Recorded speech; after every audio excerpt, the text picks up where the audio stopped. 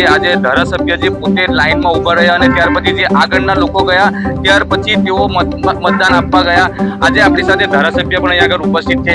તેઓએ પણ પોતે આજે મતદાન કર્યું છે. શું કહેશો સ્વામીજી, આજે તમે મતદાન કર્યું છે? આજે આપણે જોઈએ તો તાલુકા પંચાયત, જિલ્લા પંચાયત, નગરપાલિકા બધું જ ભારતીય જનતા પાર્ટીના હાથની અંદર છે. સ્વામીજી, શું લાગે છે આ વર્ષે તમને? સ્થાનિક સ્વરાજની ચૂંટણીઓ જ્યારે થઈ રહી છે ત્યારે હું ભારતીય જનતા પાર્ટીના તમામ ઉમેદવારો વિજયી બનવા જઈ રહ્યા છે.